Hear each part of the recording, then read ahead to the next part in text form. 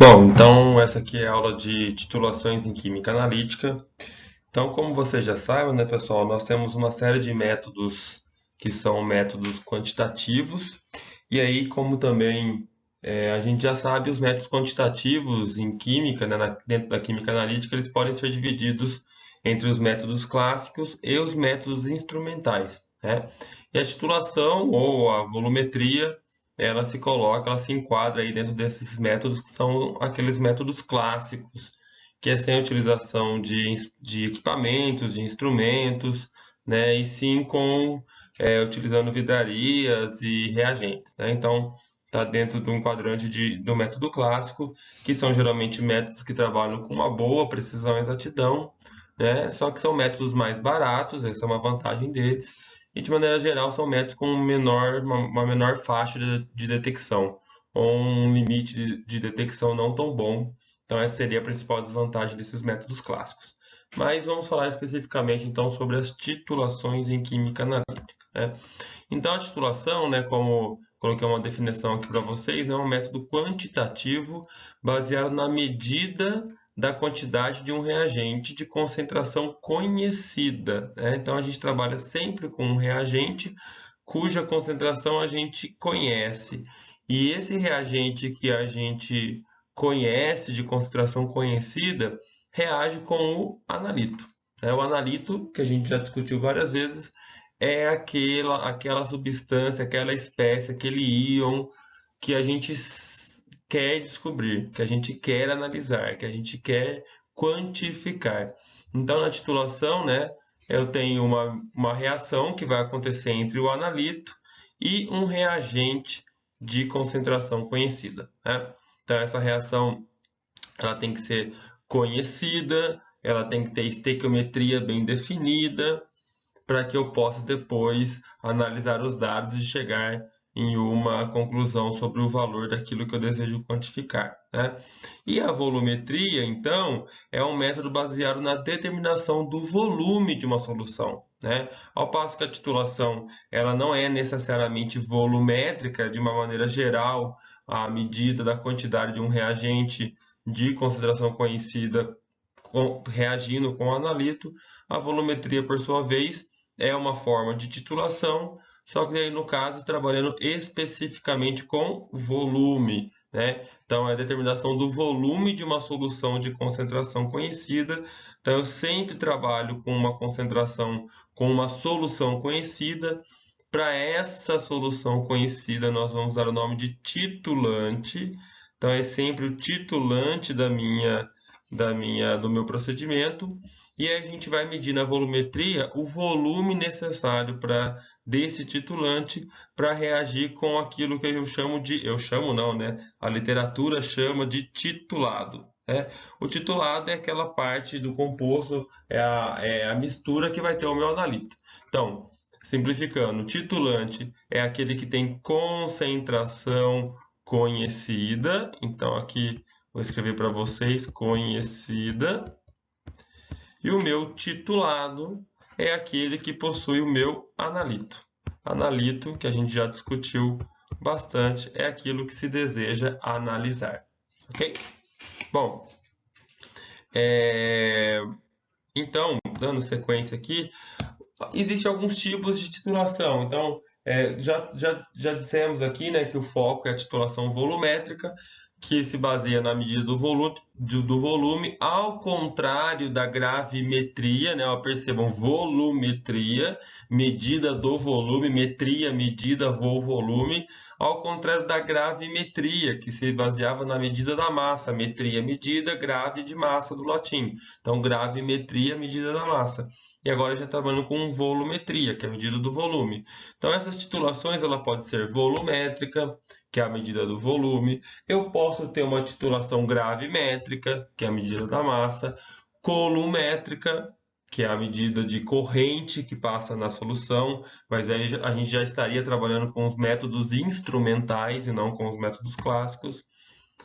A titulação do tipo redox, que mede a diferença de potencial no meio, e as espectrofotométricas, que medem a absorção de luz, que trabalham com a absorção de luz, né? Então a gente vai focar nossos estudos na titulação volumétrica, né? Então, aqui está um esquema de titulação volumétrica. Então, provavelmente, muitos dos que estão assistindo esse vídeo já fizeram, né, se estão cursando algum curso de graduação, já fizeram em algum momento da vida esse procedimento de titulação. Então, aqui a gente tem um esquema. Então, nós temos aqui o Erlenmeyer, né,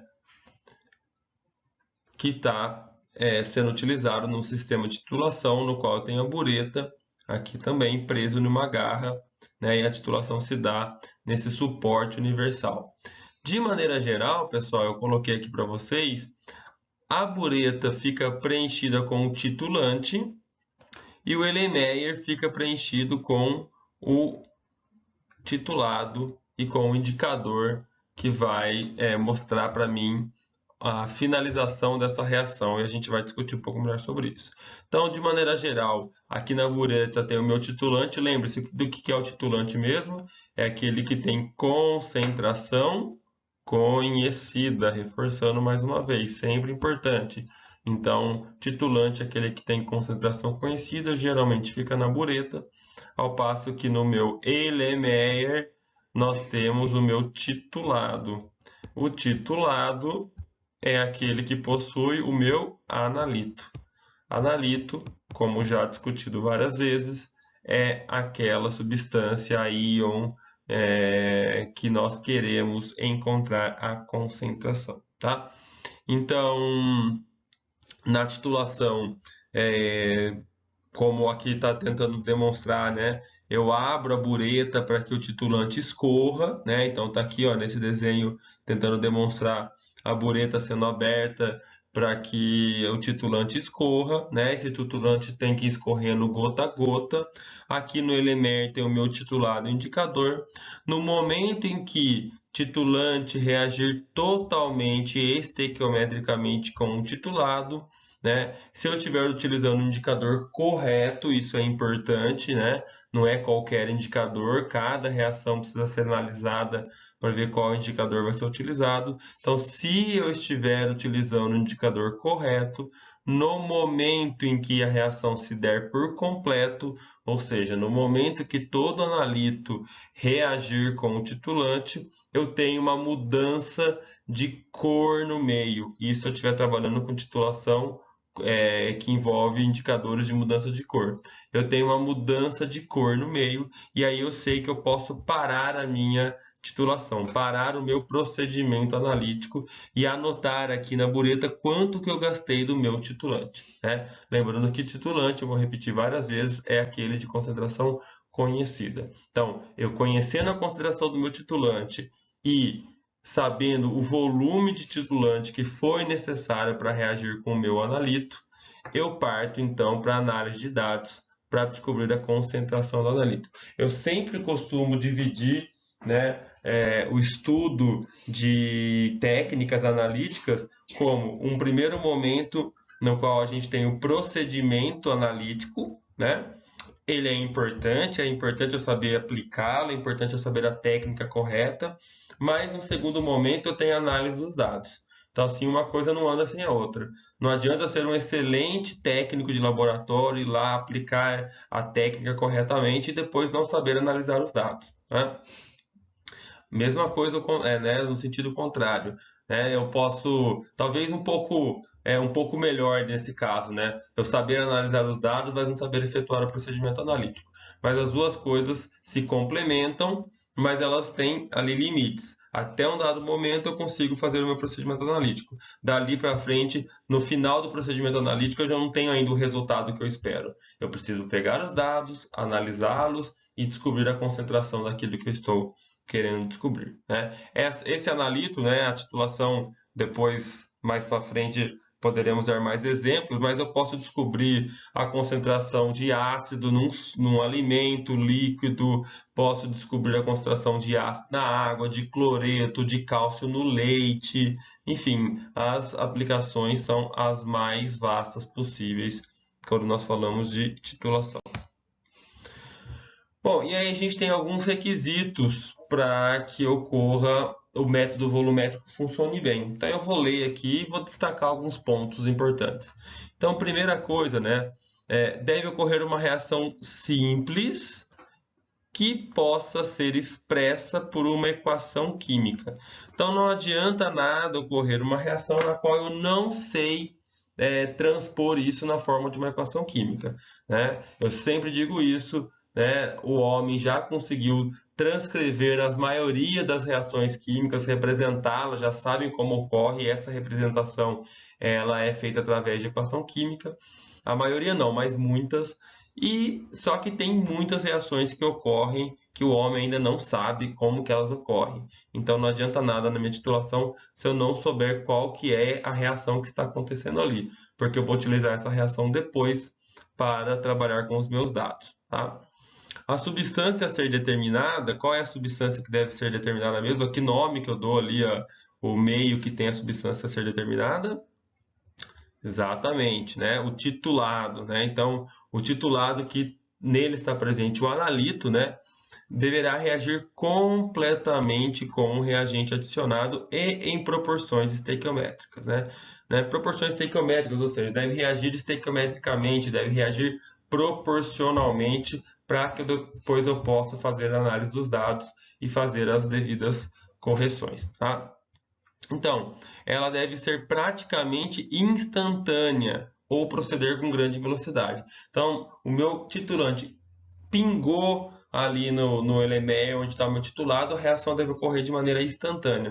Não pode demorar 20 segundos para ocorrer, senão o processo se torna muito lento e muito passível de erros, né? Como eu vou deixando gotejar, uma gota atrás da outra, no momento que cai a gota, essa gota já deve reagir totalmente com o titulado. Então, reações lentas, né, não servem aqui para o nosso método volumétrico. Se uma reação for lenta, ela não pode ser utilizada dentro do método volumétrico, tá? Bom, ainda deve haver a alteração de alguma propriedade física ou química no meio, né? Então, temperatura, condutividade, né, no ponto de equivalência. Esse ponto de equivalência, né, eu vou reforçar aqui, vou falar para vocês, vocês coloquem como anotação aí no caderno de vocês, o ponto de equivalência é o momento no qual titulante e analito reagem completamente e estequiometricamente, né? Então, reagem completamente e estequiometricamente. Esse é o ponto de equivalência, tá? Então, é importante vocês deixarem isso anotado. Então, é importante que haja alguma alteração no meio, senão eu não sei que momento acabou minha reação. Isso é algo bastante importante, né? Então, eu preciso mudar de cor, precisa mudar a temperatura, precisa mudar o pH, precisa mudar a condutividade de maneira brusca, de tal forma que eu olho e falo, opa, aqui acabou a minha reação, né? Porque senão eu continuo fazendo o procedimento químico, continuo fazendo o procedimento analítico e aquilo não vai para frente, eu não sei que hora que acabou. Então é importante que tenha uma visualização ali, tá?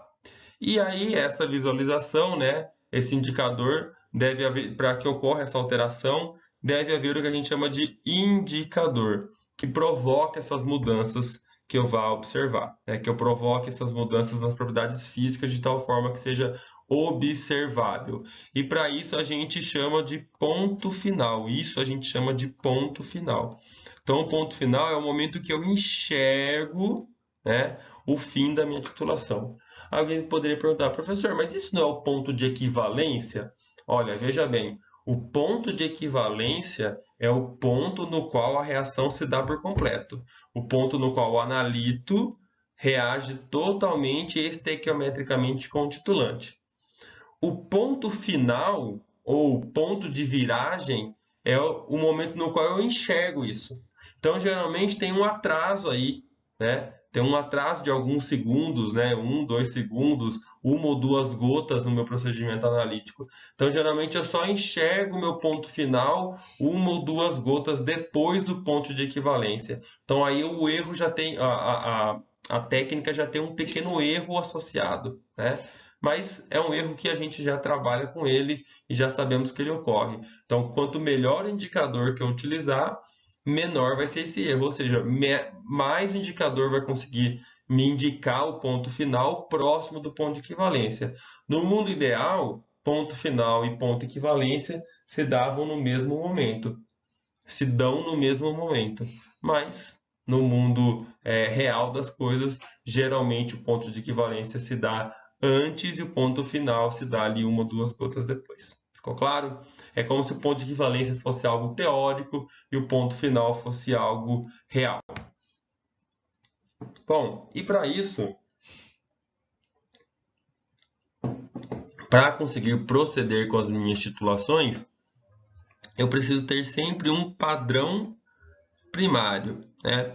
Então, eu vou tentar colocar aqui ao longo dos próximos 2, 3 slides essa ideia. Então, assim, ou o meu titulante ele é já um padrão primário, né? E aí eu faço a solução desse padrão primário, e eu vou ter um titulante que é uma solução padrão. Ou eu preciso, quando o meu titulante não é um padrão primário, eu preciso padronizar a minha solução. Então vamos lá tentar entender isso.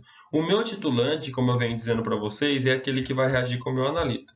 Eu preciso ter certeza da concentração do meu titulante. Se eu não tiver certeza da concentração do meu titulante, eu não vou conseguir depois analisar os meus dados corretamente.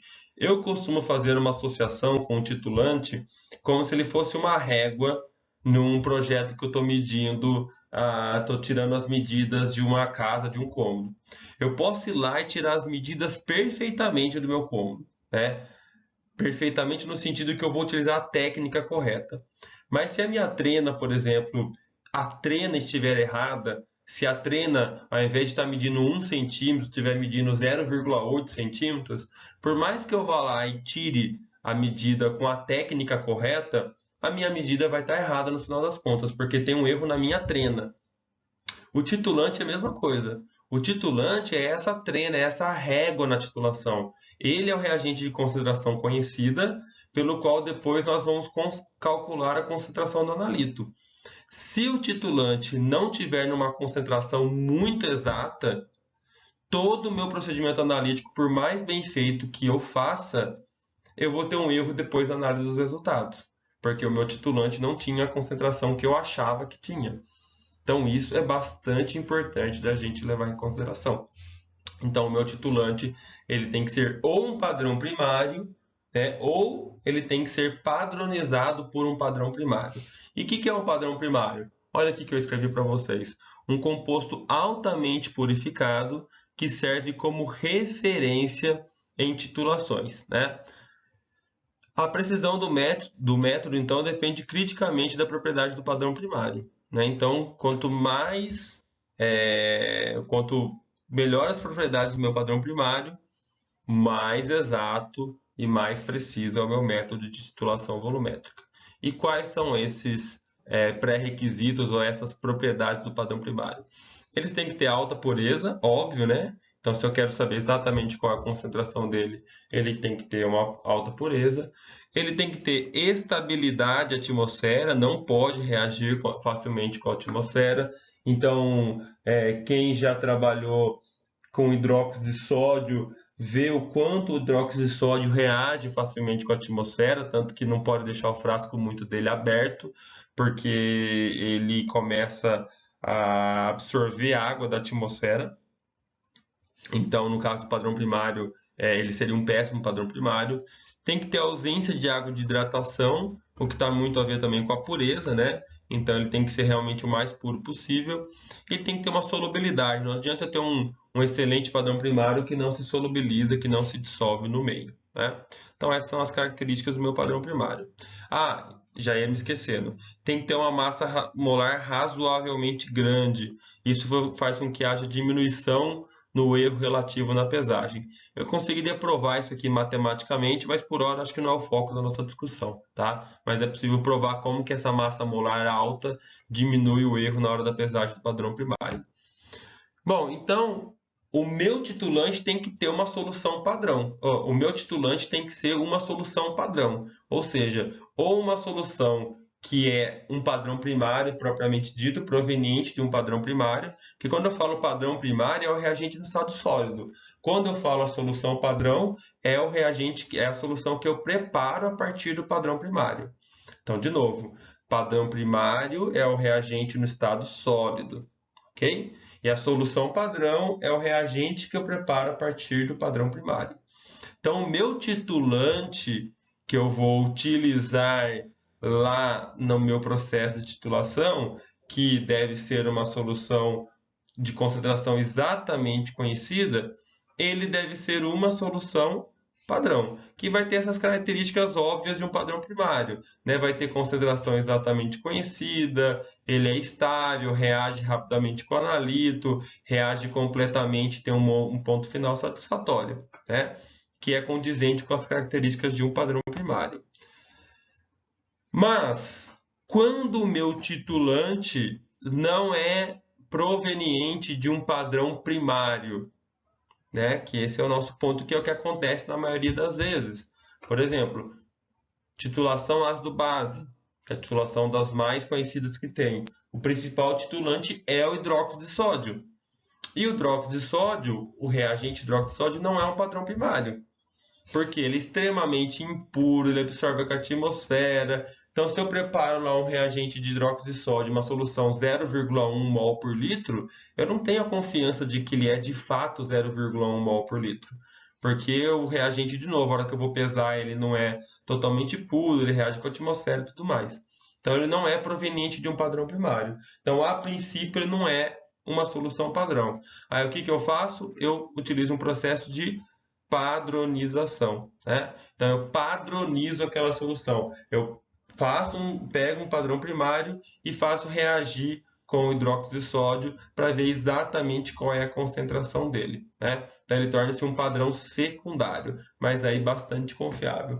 Lá naquela história da trena, é como se eu fosse consertar a minha trena, vamos dizer assim, né? Ajustar a minha trena. Aqui é a mesma coisa. Eu pego o meu titulante, que não é um padrão primário, preparo uma solução com ele e padronizo com um padrão primário. Essa padronização é feita também através da titulação. Então, quem já fez aula prática de volumetria de neutralização, geralmente, sempre que vai utilizar o hidróxido de sódio, deveria padronizá-lo.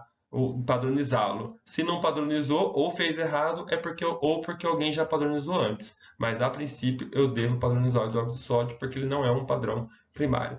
Tudo bem? Então, ou o meu titulante ele já é proveniente de um padrão primário, ou ele é padronizado através de um padrão primário. Mas o que fica dessa discussão? Eu tenho que saber exatamente qual é a concentração do meu titulante, porque o meu titulante que vai ser responsável depois para eu saber exatamente a concentração do meu analito. O meu titulante, nessa analogia que eu estou fazendo, é minha régua, é minha trena. Não adianta nada eu medir exatamente, tirar exatamente as medidas do meu cômodo se a minha régua, a minha trena estiver quebrada. Bom, aqui então só falando de algumas características dos padrões primários, né? Que eu já citei bastante e que depois, quando meu titulante não é um padrão primário, eu preciso fazer a padronização, tá? Isso já foi citado. Ponto de equivalência e ponto final também já me adiantei, então eu deixei como referência para vocês esses dois slides, mas também já me adiantei do que se trata o ponto de equivalência e um ponto final, né? E o erro de titulação é a diferença entre o ponto de equivalência e o ponto final, tá? Mas nem sempre eu consigo calcular o meu erro de titulação, a não ser em titulações teóricas que eu já saiba a princípio qual é a concentração do meu analito, eu só vou fazer um teste. Mas em concentrações reais, em titulações reais, eu não consigo calculá-lo, tá? Bom, e aqui eu deixei um exemplo para a gente ver a dinâmica da análise dos resultados para saber como que eu consigo analisar esses resultados aí da minha titulação, né? Então eu coloquei aqui, ó, em uma titulação ácido-base, foi utilizado 87,5 ml de ácido clorídrico já padronizados para se neutralizar 25 ml de hidróxido de sódio. Qual a concentração de hidróxido de sódio titulado? Então vamos lá, ó, vamos ler de novo. Em uma titulação ácido-base, essa é outra coisa que depois nós precisamos tratar. Existe titulação de neutralização, titulação de complexação, volumetria de precipitação, de oxidação e redução. Estamos trabalhando agora com a ácido-base. Mas isso fica para uma outra hora. Mas nos próximos slides, inclusive. Então, nós temos uma titulação ácido-base que nós utilizamos 87,5 mililitros de ácido clorídrico 0,1 molar. Então, aqui nós já temos duas informações importantes, né? Temos a concentração do ácido clorídrico e o volume que foi utilizado na titulação. Lembra que eu falei para vocês, a hora que muda de cor lá no ponto final, nós precisamos anotar o volume que foi gasto, tá? Já padronizado, então eu poupei de vocês aqui da padronização. Para neutralizar 25 ml de hidróxido de sódio. Qual a concentração de hidróxido de sódio titulado? Bom, então eu sempre gosto de fazer o desenho da titulação, para exatamente entender o que está acontecendo. Então, desenhar aqui não é uma das tarefas mais fáceis, mas vamos tentar. Então, nós temos aqui uma bureta e nós temos o Erlenmeyer. Bom, então, como nós já falamos, lembre-se, aqui na bureta vai quem mesmo? Titulante ou titulado? Geralmente vai o... Isso mesmo, geralmente vai o titulante. Então, aqui na bureta nós temos o titulante. E neste caso, o titulante é o hidróxido de sódio ou o ácido clorídrico? Lembre-se que o titulante é aquele que nós já sabemos a concentração. Então, o titulante nesse caso é o ácido clorídrico, cuja concentração já está aí, é 0,1 mol por litro. Lembrando que esse mzão significa molar, é uma forma de abreviar mol por litro. E no meu Erlenmeyer vai o meu titulado, né? Então, aqui no Erlenmeyer vai o titulado. O titulado é aquele que nós queremos saber a concentração. Então, o titulado, neste caso, é o... Exatamente, o hidróxido de sódio. Então, tá aqui, NaOH, hidróxido de sódio. Bom, qual o volume que foi titulado de hidróxido de sódio? Importante, pessoal, saber ler o procedimento, saber ler o que aconteceu, os dados. Isso é uma coisa que eu percebo muito no laboratório. Os alunos fazem, depois, na hora que volta para tentar analisar os dados, não tem a percepção do que é o volume do titulante, o que é o titulado, o volume da amostra, ficam bem perdidos em relação a isso. Então, ó, neste caso aí, ó, o volume de titulado ou de amostra, no caso, hidróxido de sódio de amostra, que foi titulado foi de 25 ml. Para tal, gastou-se quanto de titulante? Exatamente isso, 87,5 ml. Percebam, o que eu sempre digo da questão do procedimento analítico. Se vocês tivessem ido para o laboratório, assim como muitos alunos meus vão, e tivessem feito essa análise, vocês parariam aqui, né? Vocês não conseguiriam ir além com o procedimento analítico, vocês parariam por aqui. A partir daqui, análise de dados. Então, no procedimento analítico, você conseguiu recolher esses dados. Agora, aqui a parte prática não interessa mais. O que interessa aqui é saber analisar os dados. Lembrando que a pergunta aqui no final das contas é qual a concentração molar de hidróxido de sódio, né? Então, qual a molaridade de hidróxido de sódio? Qual a sua concentração em mol por litro, tá? Bom, então a gente tem uma limitação de espaço aqui, mas vamos ver o que a gente consegue fazer. Então, ó, a primeira coisa a ser feita, sempre a primeira coisa a ser feita é, para analisar os dados numa titulação volumétrica, é saber qual é a equação que está acontecendo ali daquela reação química. Tá? Então, nós precisamos saber qual é a equação, principalmente qual proporção reage o titulante e o titulado. Então, aqui nós temos como titulante o ácido clorídrico. Deixa eu mudar de cor aqui. Vou colocar a cor preta. Aí, temos o ácido clorídrico, que é o titulante, reagindo com hidróxido de sódio, que é o titulado. Bom, eu vou colocar aqui, embora não interesse para a gente agora, mas é sempre interessante colocar. Nós temos aqui como produto a formação do cloreto de sódio e da água. Toda a reação de neutralização, formação e água. O ideal, pessoal, seria colocar aqui o estado, né, colocar que o ácido clorídrico está na forma aquosa, que o hidróxido de sódio também está, enfim, que a água está na forma líquida, colocar aqui embaixo como subíndice o estado de cada uma dessas substâncias. Mas, como eu estou fazendo aqui no computador, é sempre uma dificuldade maior, então deixemos assim. Bom, então eu preciso saber exatamente qual é a equação que está acontecendo ali, né, da minha reação. E balanceá-la. Então aqui, ó, pode ver que a reação está totalmente balanceada. Eu tenho 2 hidrogênios no reagente. Olhem aí, ó, eu tenho hidrogênio aqui no ácido clorídrico e um hidrogênio no hidróxido de sódio. E no produto eu tenho 2 hidrogênios na água. Está balanceado. Oxigênio, eu tenho um oxigênio no reagente, que está lá no hidróxido de sódio, e no produto eu tenho também um oxigênio, que está lá na água. Beleza. Sódio, eu tenho um no produto, ou um no reagente, que está no hidróxido de sódio, um no produto, que está no cloreto de sódio. Ótimo. E o cloreto tem um no reagente, que está no ácido clorídrico, um no produto, que está no cloreto de sódio. Ou seja, minha reação está balanceada, tá? Então, se ela está balanceada, não, acabou essa primeira parte. Descobrir exatamente qual é a equação balanceada da reação que está ocorrendo ali.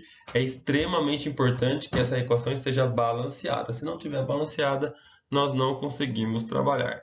Então, aqui nós temos uma reação acontecendo uma estequiometria de 1 para 1. Professor, 1 para 1 o quê? 1 grama para 1 grama? Não, essa relação não é de 1 grama para 1 grama. A relação é de 1 mol para 1 mol. Então, cada 1 mol, que eu vou tentar escrever aqui, ó, para cada 1 mol que nós temos de ácido clorídrico, nós temos também 1 mol de hidróxido de sódio. Percebam, lembra, o meu titulante é o ácido clorídrico. E o que eu tenho batido na tecla desde o começo dessa aula? Que o titulante é aquele que eu sei exatamente qual é a concentração. Então, eu sei exatamente qual é a concentração de hidróxido de sódio. Se eu sei exatamente qual é a concentração de hidróxido de sódio, eu vou saber qual que é o número de mols o titulante é o ácido clorídrico. Se eu sei exatamente qual é a concentração de ácido clorídrico, eu consigo descobrir qual é o número de mols que eu gastei de ácido clorídrico. Consequentemente, se eu descubro o número de mols de ácido clorídrico, eu consigo também descobrir o número de mols de hidróxido de sódio, porque a estequiometria é de 1 para 1. Lembre-se que as coisas na química reagem em proporção. Então, se a estequiometria de hidróxido de ácido clorídrico e hidróxido de sódio é 1 mol para 1 mol, se eu gastar 10 mols de ácido clorídrico, quer dizer que eu tinha lá no meu reacional 10 mols de hidróxido de sódio. Se eu gastar 15 mols de ácido clorídrico, significa que eu tinha 15 mols de hidróxido de sódio. E por aí vai. Então, vamos descobrir o número de mols de ácido clorídrico que eu gastei nessa titulação. Lembrem-se que molaridade, pessoal, vou colocar aqui em cima, é número de mols sobre volume, né? Fórmula clássica de molaridade. Logo, número de mols, que é o que eu quero descobrir, é molaridade vezes o volume. Saiu meio falhado aqui, mas tudo bem. Número de mols é molaridade vezes o volume, tá? Então, a formulinha básica lá de equação química, de molaridade. Então, o hidróxido de sódio, ó, número de mols, molaridade vezes volume. Então, perdão, o ácido clorídrico. Molaridade nós temos que ele é 0,1 mol por litro. Então, vou colocar aqui embaixo. Ó, 1 mol para 1 mol. Quantos mols eu tenho de ácido clorídrico? Tenho 0,1 mol por litro. Lembrando que o número de mols é molaridade vezes o volume. Então, molaridade do ácido clorídrico, 0,1 mol por litro, vezes o volume. Qual que foi o volume gasto de ácido clorídrico? 87,5 ml. Percebam, como aqui está mol por litro, o meu volume tem que ser também em litros. Tá? Então, eu tenho que transformar o meu volume em litros. Como que eu transformo mililitros para litro mesmo? Como? Exatamente isso, divido por 1000. Então, vamos pegar e dividir 87,5 por 1000. Vocês façam aí na casa de vocês.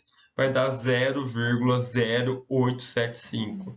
0,0875 litros. Perceba que já, ó, que litro vai cortar com litros, o resultado vai sair em mols. Então, esse daqui é o número de mols que eu tenho de ácido clorídrico. E de hidróxido de sódio vai ser X. Mas já sabemos que esse X vai ser o mesmo que o ácido clorídrico, né? Porque a estequiometria é de 1 para 1. Então, esse número de mols de ácido clorídrico vai dar 0,1 vezes 0,0875, vai dar 8,75. Então, deixa eu melhorar aqui. Então, X é igual a 8,75 vezes 10 elevado a menos 3 mols. X é igual a 8,75, tá aí a potência que vocês tanto gostam, né? Vezes 10 elevado a menos 3 mols, tá? Essa quantidade de mols é a quantidade de mols de quem? Tanto do ácido clorídrico, então é a quantidade de mols de ácido clorídrico que eu gastei na minha titulação, mais como a estequiometria é de 1 para 1, então é a quantidade de ácido clorídrico que eu gastei na minha titulação equivale à quantidade de mols de hidróxido de sódio que tinha lá no meu meio reacional. Então esse número de mols, isso porque a estequiometria é de 1 para 1, corresponde ao número de mols de ácido clorídrico e de hidróxido de sódio. Bom, tendo agora o número de mols de hidróxido de sódio, eu posso calcular a concentração molar de hidróxido de sódio, ou a molaridade, que é aquilo que eu estou querendo descobrir. Então lembre-se que molaridade é igual a número de mols sobre volume, né?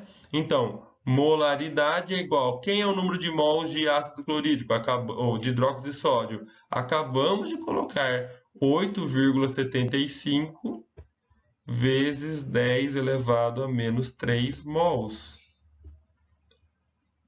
Dividido pelo volume. Só que agora, de novo, eu bato nessa tecla. Cuidado com a análise de resultados. Agora é o volume de quem? Eu estou querendo saber a concentração de quem? Estou querendo saber a concentração de hidróxido de sódio. Então, dividido pelo volume de hidróxido de sódio, não mais o volume de ácido clorídrico que eu estava utilizando anteriormente, o volume de hidróxido de sódio, que é 25 ml.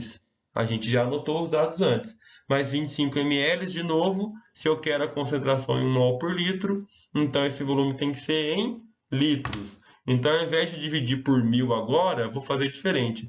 Vou colocar 25, né, 25 ml, então eu deveria dividir por 1000. Só que ao invés de dividir por 1000, eu vou multiplicar por 10 elevado a menos 3. Que multiplicar por 10 elevado a menos 3 é a mesma coisa que dividir por 1000 litros, né? Então, agora eu tenho então que a molaridade do hidróxido de sódio é 0,35 mol por litro, tá? Tá aqui. Muito bem. Então, percebam, pessoal, que eu sempre tenho que encontrar, se eu pensar na análise do meu procedimento, eu tenho que sempre saber qual é a equação da reação entre o titulante e o titulado, ok? Balanceada. Estequiometria, ver se é de 1 para 1, de 1 para 2, de 2 para 3. Aí eu vou encontrar o número de mols do meu titulante. Por que eu vou encontrar o número de mols do titulante? Porque o titulante eu sempre sei a concentração dele e sempre sei o volume que eu gastei dele. Então, com volume e concentração, eu consigo achar o número de mols. Foi o que a gente fez aqui, para o ácido clorídrico. Como eu tenho a proporção entre titulante e titulado, uma vez que eu encontro o número de mols do titulante, por consequência, eu encontro o número de mols do titulado. Ok? Titulado é aquele que contém o meu analito. Né? No caso, é o analito hidróxido de sódio. Encontrar o número de mols de analito, aí é tranquilo. Porque daí é só ver se eu quero encontrar a concentração em mol por litro. Se for em mol por litro, eu divido pelo volume de titulado. Se for a massa do titulante, número de mols é se for a massa do analito, número de mols é massa sobre massa molar. Se for concentração em porcentagem, vocês também já aprenderam. Então, aí eu consigo fazer inúmeras coisas. Então, o ponto-chave é eu encontrar o número de mols do titulado, o número de mols do meu analito. Daí para frente, eu vejo o que eu quero depois fazer. Encontrar a concentração em mol por litro, encontrar a concentração em porcentagem, encontrar a massa, tanto faz. Agora, todas as vezes eu vou ter que encontrar o número de mols do meu titulado. Ok? Bom, e aí, só passando rapidamente, né? Mas os indicadores são bastante importantes. Tem uma aula minha depois específica sobre indicadores para falar que não é qualquer indicador, né? Então, o indicador, lembre-se que eu falei lá no começo, o indicador tem que mudar a coloração, ou não só a coloração, qualquer outra propriedade física, muito próximo do ponto de equivalência. Porque ponto final e ponto de equivalência tem que ser muito próximos. Se meu indicador fizer com que a reação mude de cor muito antes do que deveria mudar, eu vou ter erros na hora que eu analisar os dados. Muito depois, a mesma coisa, tá?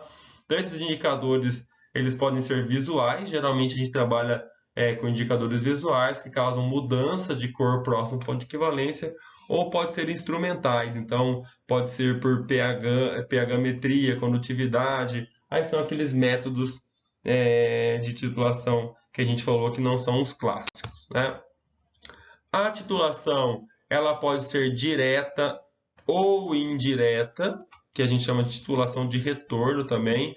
A direta é quando titulante e titulado reagem diretamente entre si. Eu não tenho nenhum intermediário aí no meio. A retrotitulação, titulação indireta ou titulação de retorno, ela é um pouco mais complicada. É quando o titulante e titulado não reagem direto entre si, tá? Tem alguns motivos pelos quais eu faço isso, né? Eu utilizo essa técnica. A análise dos dados depois é mais complicada, mas nós vamos deixar isso para depois também, né? E aí nós temos os tipos de titulação, né? Que são as titulações de neutralização, na qual a gente tem um ácido reagindo com uma base. A titulação de complexação, na qual a gente tem formação de complexos, né? De complexos é um tipo de substância formada através de ligações específicas dentro da química.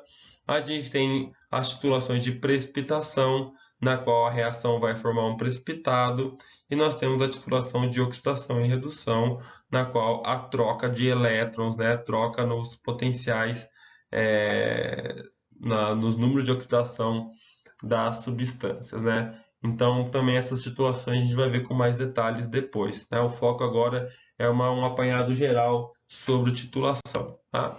E por fim, nós temos sempre que também saber analisar a curva de titulação, né? Então, eu sempre tenho, quando eu estou trabalhando com titulação, eu sempre tenho uma mudança aqui, né? De algum parâmetro, no caso aqui eu estou colocando uma titulação de neutralização, de pH em função do volume de reagente que nós estamos utilizando, né? Então, percebam nessa curva que eu estou aumentando cada vez mais a quantidade de volume de reagente do titulante e o pH permanece praticamente, o pH no eixo X, perdão, no eixo Y, permanece praticamente o mesmo. É com uma gotinha, com um pouquinho mais de reagente, olha o que acontece com o pH, ele dá um salto, né, muito grande aqui, para depois, de novo, ele permanecer praticamente constante, né? Então, o meu ponto de equivalência, ele está aqui, ó, no meio aqui dessa inflexão. A gente chama isso de inflexão, tá? E pode ver que nessa inflexão aqui, ó, o volume de reagente é muito pequeno, a variação do volume de reagente tem uma variação muito grande de pH, mas uma variação pequena do volume do reagente. Então, aqui tem que se dar o meu ponto final, tá? Então, o meu ponto final, ele tem que dar próximo dentro dessa inflexão do gráfico. Então, por isso que eu preciso saber analisar qual indicador nós vamos analisar para cada reação, tá? Mas isso também a gente vai ver de maneira mais detalhada mais para frente. Então, o objetivo dessa aula foi mostrar para vocês alguns parâmetros gerais, alguns conceitos gerais sobre a volumetria de titulação, utilizando a técnica de titulação, um pouco das vidrarias, como é a técnica, alguns conceitos essenciais que a gente precisa saber, e também fazer uma conta aí, simular uma situação real no laboratório, para vocês verem como a gente trabalha com os dados, tá? Então, nas próximas aulas, a gente vai avançando um pouco dentro desse tema. Ok, pessoal? Então, até a próxima. Espero que vocês tenham entendido bastante a videoaula de hoje, tá? Grande abraço.